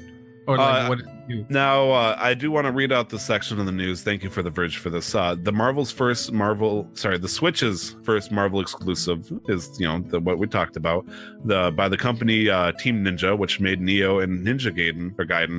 For some reason in this article it says that's a platform developer combination we haven't seen, I'm assuming, since 2010's Metroid Other M. And I don't know why they would bring that name into the mud here at this point. I don't understand why they would put Ultimate Alliance 3, the Black Order, in the same mud pile that is Other M, but whatever. It looks cool. It looks very promising. It's just, oh man, I wonder, it does not say when it's actually going to come out, though, unless it says exclusively on the Switch in 2019. And there's also a couple of other good things, like I see mention of, like when you think of Marvel Ultimate Alliance, you think of your standard Marvel characters, but we're seeing Guardians of the Galaxy and all this stuff. So good stuff to look forward to. So something to, be interested in. What's next, though? Couple of things. We have a new game announced, The Outer Worlds by RPG Legends, Obsidian Entertainment. Yes, which just got bought by Microsoft. Microsoft, yeah, if you remember, Obsidian Entertainment was one of the two companies that got bought up by Microsoft a few weeks ago, actually. So is this suspicious? Or was this well planned? I think it was maybe at E3 we can see world premiere exclusive world's first. Or something along those lines. The Outer Worlds, first worlds. Yeah, okay. No, it's interesting because when we were talking about Microsoft buying a company like Obsidian here, it would make sense that they would want to have a game very soon. I didn't think it was going to be this soon, within a few weeks, but obviously it must have been in the work. Microsoft execs got a hold of it somehow, took a look and said, this is fantastic. Like that. Yeah, we could use another RPG that, is ours specifically. Let's use the power of money. And they did it. And they got it. So I'm hoping that Outer Worlds is something, it's going to be fun. The trailer is fairly dramatic of this person running for their life. I have no idea what it's about, but it's well animated. I think that's the thing I really like about this. The characters move around very fluidly, but I have no idea what it is. So we'll find more about it. Yeah. Hello Studios has announced a new game. Hello Games has announced a new Are you talking about Hello Games of fame or infame, whatever you want to call it, No Man's Sky? Yes, sir. They announced a new game that looks beautiful, and it looks more like an indie game. Seems to be exploration based on the trailer, but we really don't know what it's about. But animation wise, it's lovely. Mind you, though, this is a trailer, so it could very easily be CGI rendering. It's like they'd never done anything like that before, where they made the trailer look so fantastically through CGI that even Sony wanted to, buy out. No, they've never done anything like that before. No. So something to look forward to there. New Mortal Kombat announced. I'm not a fan. Are you a fan? I have friends that would be very excited for this, but it wouldn't be to my interest. No, I am it, but I haven't touched the Mortal Kombat game, I think, since Mortal Kombat 2. So it's been a minute. We've got a new Dragon Age on the way. That is potentially more exciting. Yes. Let's see. BioWare not a very big trailer or anything. Nothing. No specific details, but just letting fans know that the franchise is alive. The old Metroid Prime 4 trick, or what was it? Elder Scrolls 6 was the big reveal at one. Yeah. Hold one of those. Okay, sure, we'll take that. Everybody's excited for a Dragon Age. I'm surprised they didn't also announce that water is wet and the sky is blue. But what do I know? Something about Fortnite I'm gonna gloss over because that's not important. Yeah, I know. Yeah, we're looking at the last article here, and I'm sure there's a lot of people jumping for joy. I should be jumping for joy, and I am. I will be honest, I thought of you immediately when I read this section of the article. You didn't think of Cam, really? No, I'm flattered. Because you enjoy the games, but you also have a very, very strong, not strong, but you have like a passive aggressive resentment for the games as well. It's because it has such a strong start, but then it turns into this endless cycle for like a middle 30 hours, and then it has a strong finish. But it's during those 30 hours where it's like, the fuck is... Now, specifically, that was Persona 4 Golden. Persona 5 had a similar setup, but it felt like I was enjoying it a little bit better because it felt like there was actual character development. Right. But Persona 4... Oof. I'm glad it's in that case on the wall. That way, if I, in case of emergency, just break the Vita in half, I'll know it goes down with it. But we're not talking about Persona 4, Persona 5. No. But we're not even talking about Persona 5. No. We're talking about Joker, which is the code name of the main character from Persona 5. He's announced as is it a he? Yes, I hope so. Otherwise, I missed a lot of details. So Joker's announced as a DLC character for Super Smash Bros. Ultimate. He is, in fact, a super bro. As you asked, he is male in the game, canonically, presumably. Unless there's a wild twist at the end, I don't know. But those are some of the bigger announcements from. Oh, you know what I talk about it? The fact that he's a Super Smash Bros. Character, even though Persona 5 is not even on the freaking Switch. Okay, Tyler, I think we've been through this. Like a lot of these things, I have no idea of. So okay. And there also has been a situation similar to this. For example, Cloud from Final Fantasy VII was in Super Smash Bros. For the Wii U, even though he has no reason to be there beyond, fan desire. Right. Apparently, I'm guessing Atlas paid a butt fucking ton of money promotion over to Nintendo. I'm hoping it's that way, not the other way around, because I'm pretty sure it's actually the other way around. Because Nintendo can, freelance Waluigi, but they must have paid quite a pretty penny that have Joker here. But what do I know? At least Waluigi will be in something at some point. yeah, maybe. Yeah, maybe. The Game Awards. The Game Awards. This is actually very exciting. By Polygon. The article open? Yes, I'm looking at Polygon.com. Close down the article. We're going to do it differently. Okay, but before I do that, can I just say one thing? Yes, of course. I love this interesting picture that shows the big names of each of the three companies. PlayStation Sean Layden, Xbox's Phil Spencer, and Nintendo's Reggie Fils-Aimé. Wow, they looked like... I feel like you put like a scared looking video game character down there and just slap a Brazers logo and it would just be fantastic. Or, there's got to be a Showdown. Like there's probably got to be so many memes right now at this point. Oh man. Okay. So as you requested, I'm exiting out.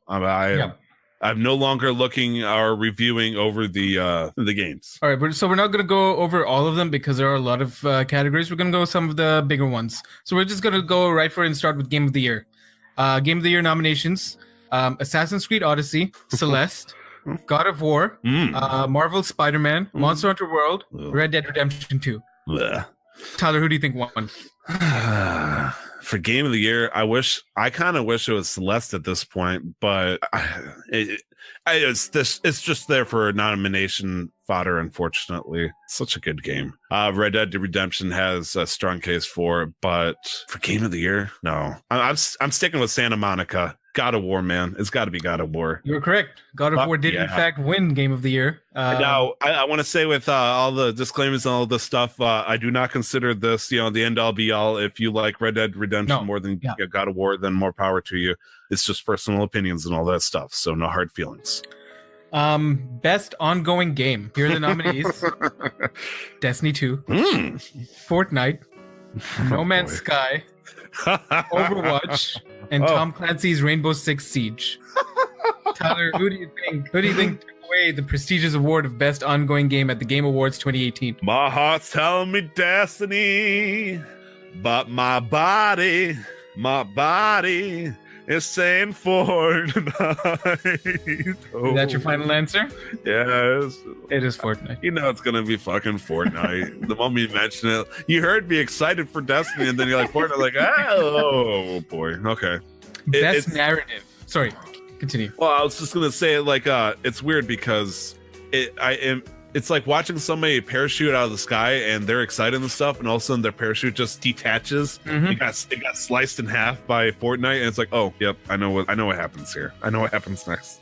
From the point of view of if we talk about how much power a game has, I can't argue against Fortnite, right? Because here, this is a personal bias where I don't think Fortnite should ever be like.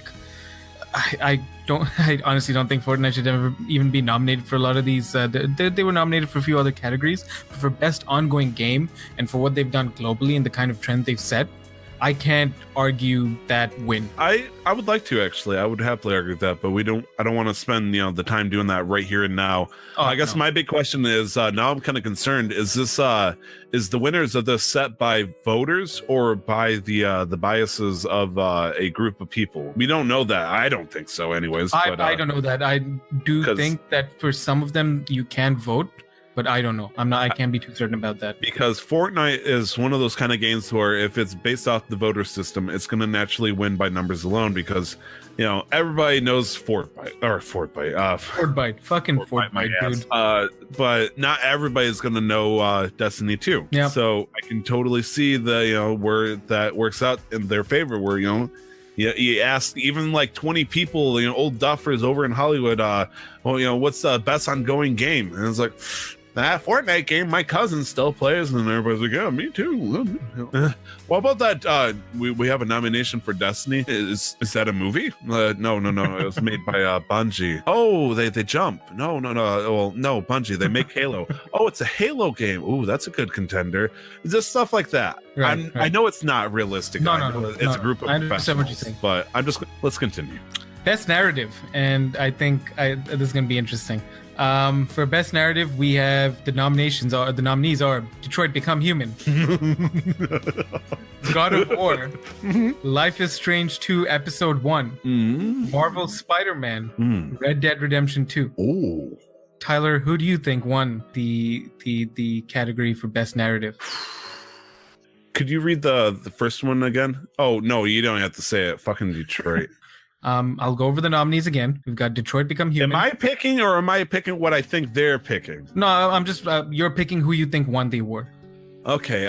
Well, honestly, if they picked Game of the Year for God of War, I feel like God of War hit such a big name, but it would have been a close scrape for them. I'm gonna say they let God of War back off. It's like they won the GOTY, Game of Year. It's either gonna be Detroit Become Human. I feel like it should get it just for the hell of it. But Red Dead Redemption at the same time got completely skirted so far. It's either going to be Detroit Become Human or Red Dead Redemption. Do you want me to lock down on one of them? Lock down an answer, please. I'm going with my boy, Mr. Cage. I'm going for Detroit Become Human. So the winner for category Best Narrative at the Game Awards 2018 is Red Dead Redemption 2. Okay, I'm fine with this. I'm comfortable with this. I wanted to do it for the memes at this point. There's not even a meme for this, but there's got to be something. This one I'm a little bit upset about, or at least not upset, but I feel like this shouldn't have been it. But best score / music. Okay, so musical pieces. The nominations are Celeste, God of War, Marvel Spider-Man, Ni no Kuni 2, Revenant Kingdom. That came out this year? That did come out this year. Octopath Traveler, Red Dead Redemption 2. Now, it stinks because most of the time I spent with Red Dead Redemption 2, I was listening to an obnoxious teenager talk about it while he streamed it. So all I really remember is gunshots and screams. So unless that's part of the OST, I don't think that's going to be it for me. God of War has good music, fucking fantastic music. And for some reason, I don't remember of any of the other names that you just said. Oh, crap. I can go over the list again. Name the notable ones. You know which ones are reasonably notable. So you got two of them, God of War, Red Dead Redemption 2. And then we've got Celeste, Spider-Man, Ni no Kuni 2, Octopath Traveler. Okay, Octopath Traveler has great retro music, and Spider-Man it has good flowing music, but it's synonymically the same, even if it's great. I'm gonna say they give it to freaking Red Dead Redemption again because they're gonna do that. Correct. Okay. You know where my heart is. Did. My heart tells me that God of War should have gotten that. God of War has a fantastic soundtrack because there is a category for best audio design. Now, audio design as compared to score and music are two different things. Score and music is purely the music in the game. Audio design is the shit like the footsteps, the animations, like the physical sounds, all of that shit. That's audio design. Yeah. I would understand if somebody else won the category for that, but best score music, God of War is a fantastic. But is it better than album. Red Dead Redemption 2? In my opinion, yes. Okay. I mean, I agree with you. I'm just making sure that you understand what it's up against. Okay. Yeah. Okay. So carrying on. Oh man, you got really fired up. No wonder why you got upset. Give me a little tell there too. Best independent game. Were there any Republican or Democrat games? Oh, okay. Sorry. Best indie game. Best indie game. I'm assuming that's what that's supposed to mean. I just was. We've got The Messenger, Mhm. Return of the Obra Dinn, Into the Breach, Dead Cells, and Celeste. Ooh. The only names I heard talked about so appreciatedly, like I'm sure the other ones were too, but not to this level, was Celeste and Dead Cells. Celeste was more talked about locally with people I've talked with, but Dead Cells was the highest talked about to me like by people I was listening to on podcasts and whatnot. I know Obra Dinn was also a underdog hero at a certain point, but I didn't hear enough bang for it. I'm gonna say Dead Cells. Dead Cells is incorrect. Oof. Celeste actually took away the award for that. You know what? Good for them. Dead Cells is a great game, but Celeste, it deserves a spot somewhere on the board. So we're going to go over two more categories. We're going to go over Best Action Adventure Game. Nominees for Best Action Adventure Game. Can't we just pick 2017 Legend of Zelda Breath of the Wild and just do it over? Always for everything. Just everything. For fighting, combat, for audio design, sound, art direction, narrative. I'm pretty sure they won a lot of awards. Maybe not for music. They did win a lot of awards. I feel like music they might have gotten kind of, iffy on, but sure. Best Action Adventure Game. Shadow of the Tomb Raider. Okay. Red Dead Redemption 2. Spider-Man. God of War. Assassin's Creed Odyssey. Could you go through it one more time for me real quick? Nominees are Shadow of the Tomb Raider, Yep. Red Dead Redemption 2, Spider-Man, God of War, Assassin's Creed Odyssey for Best Action Adventure Game. Okay, so let's get rid of Shadow of the Tomb Raider. I'm sorry. Shadow of the Tomb Raider is out. Odyssey, I'm gonna also take out because it got Odyssey's really out. Yeah. Okay. You don't even have to need an explanation. So Red Dead Redemption, Spider-Man, or God of War. Spider-Man hasn't gotten any love yet. I want to say God of War naturally, just because I love God of War to no end, and Red Dead Redemption has gotten its own awards, so they should be happy. My heart of heart says God of War, but I'm gonna put my locked-in answer for Spider-Man because I feel like they need to give Spider-Man a win somewhere. That's fair. But no, God of War won. Hell yeah! Ooh. And then this last one, which I think you'd appreciate. Best role-playing game. Oh my, the best role-playing game is the 5 minutes I have with you every single time before the podcast. The nominees are Dragon Quest XI, Echoes of an Elusive Age. Oh boy. Ni no Kuni 2, Revenant Kingdom. Octopath Traveler. Pillars of Eternity 2, Deadfire. Okay. Monster Hunter World. Oh boy. There's that little elephant in the room over here. Jeez. What was the middle answer? Ni no Kuni 2, Revenant Kingdom. It must have been the one after that. I'm trying to remember. Octopath Traveler. Octopath Traveler was a sleeping hit. Like it did great, but man, Monster Hunter Worlds it was, right? Monster Hunter World. Is that your answer? Yes. I'm gonna lock in on that. That was too big to ignore. I want to give Octopath Traveler. Octopath Traveler is my runner-up if it isn't, but Monster Hunter Worlds, unfortunately.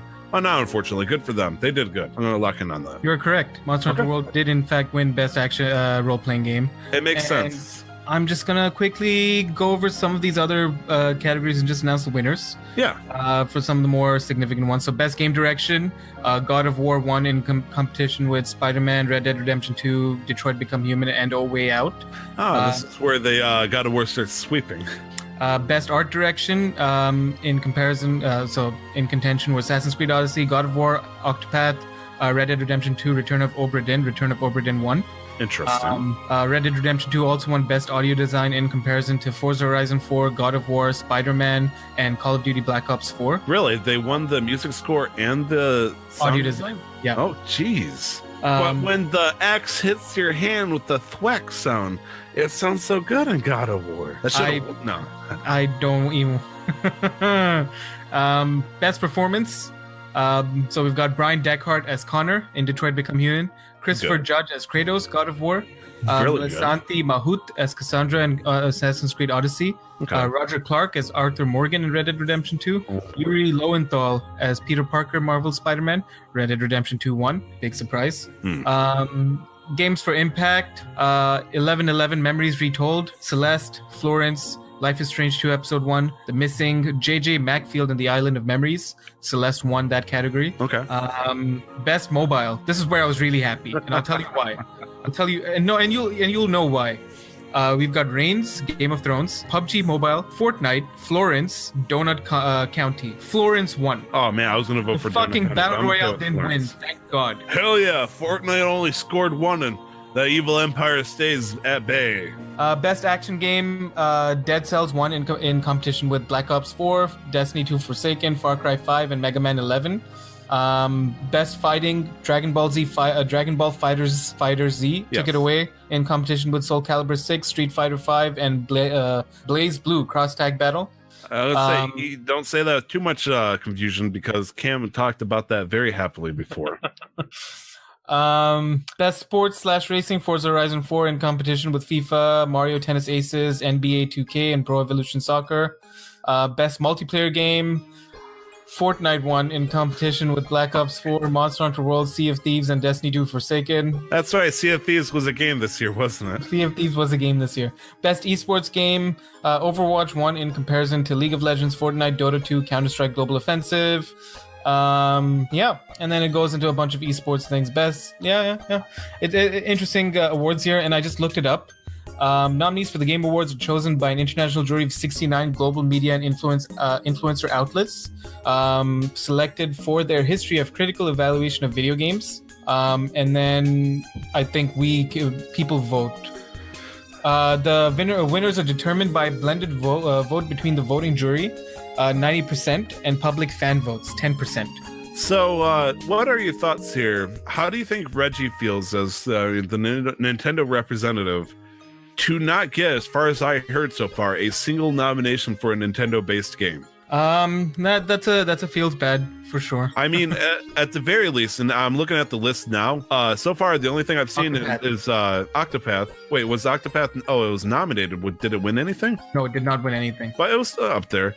But like best VR AR game, which, let's be real, Sony has the only VR system between the three of them, but that's okay. Sony Santa Monica was probably the big winner here with God of War and all that stuff. So also we've got 3 nominations for Nintendo in the same category for best family game, but Nintendo didn't win.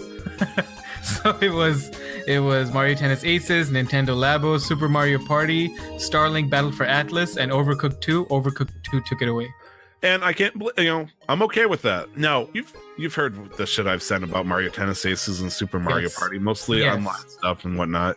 Nintendo Labo was it was either going to do great or doom from the start level shit. So Starlink came out, just very recently. So I feel like that would be kind of hard to make a case for so quickly. So yeah, I'm okay with Overcooked 2 winning best family game at that point.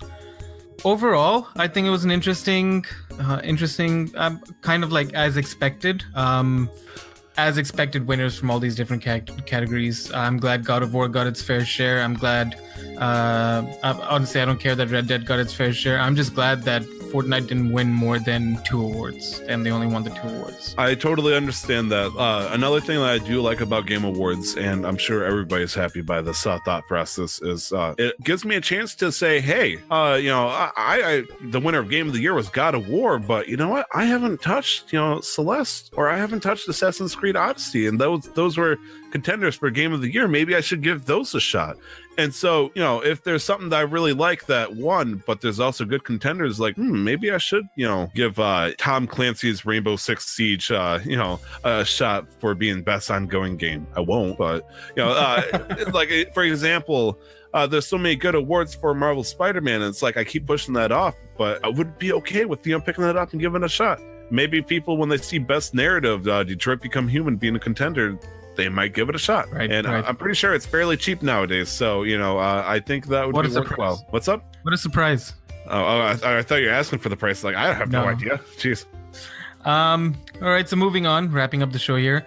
There are actually no major games slated for release until January. Yeah, it's kind of weird. This is the time of year that everybody's starting to do the Game of the Year awards. So I figured that by the the end of maybe next week or whatnot, we can actually start doing the dirty details of starting to discuss either live or pre-record or whatnot, just to figure out our thought processes, what we want, what our feelings and all that stuff. But at the same time, a lot of people don't like releasing games too close to Christmas. That's usually the territory for movies and other festivities.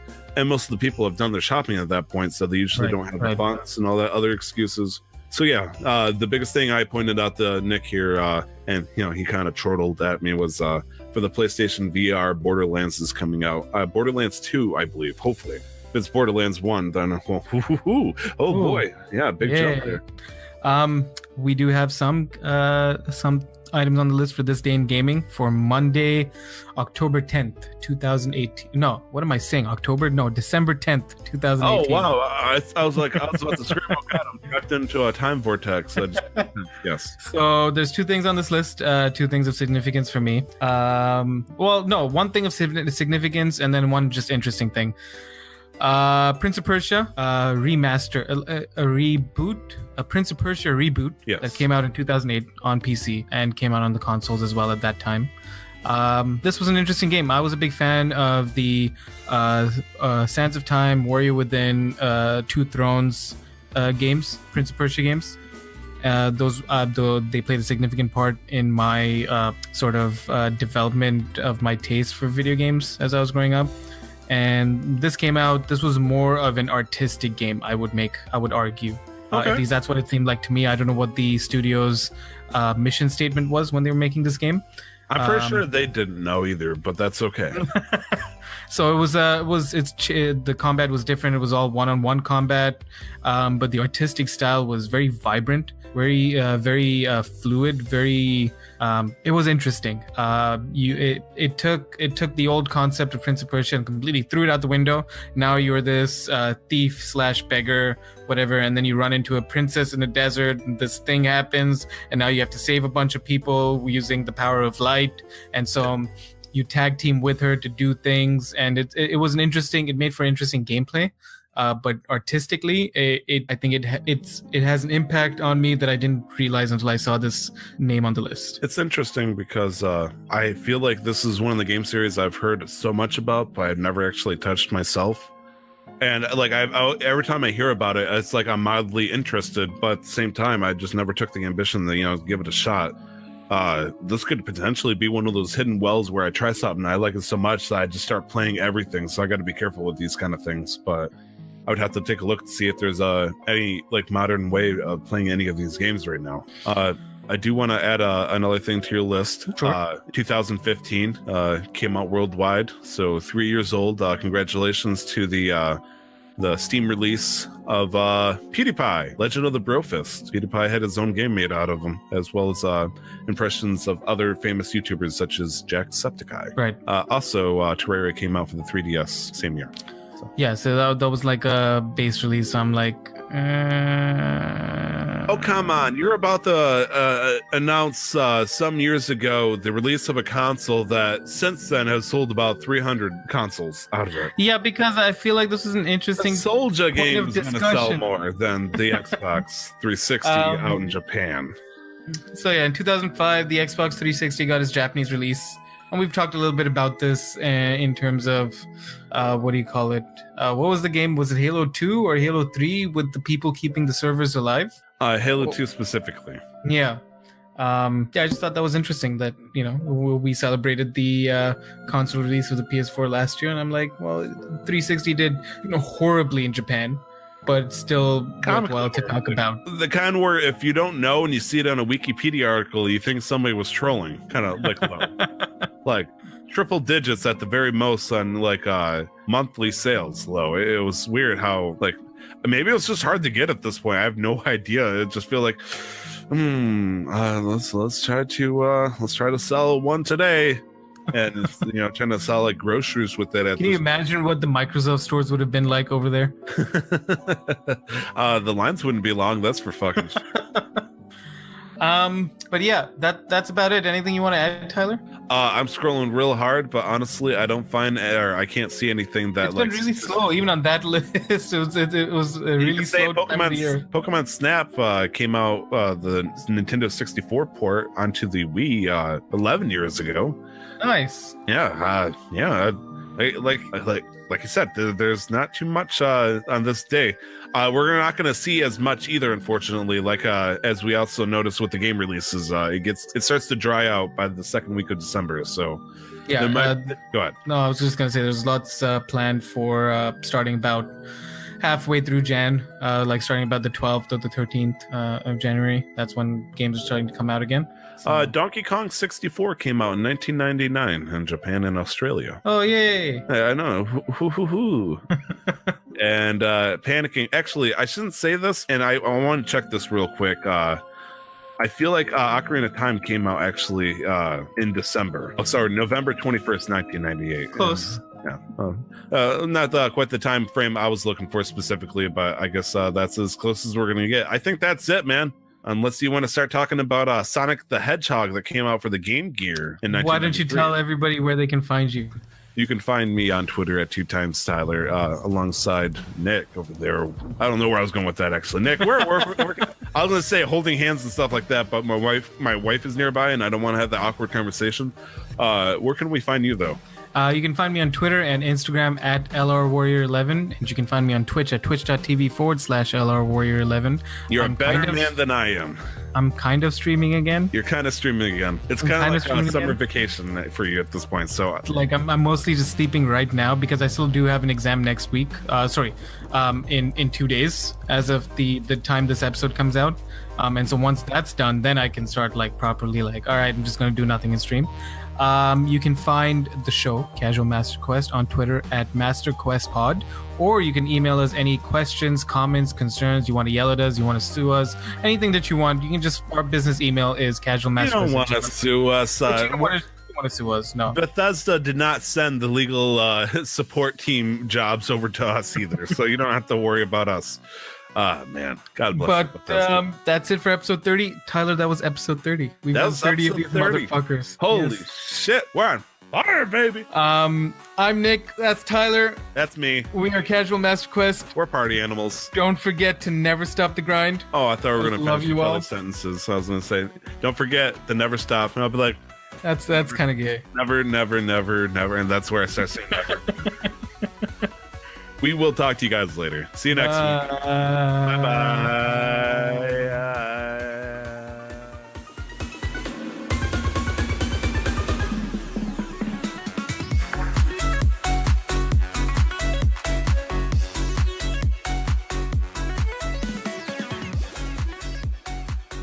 Find more of our work by searching for Casual Master Quest on iTunes, Google Play, and other podcast players. Check out what we'll be doing next week on Twitter at MasterQuestPod.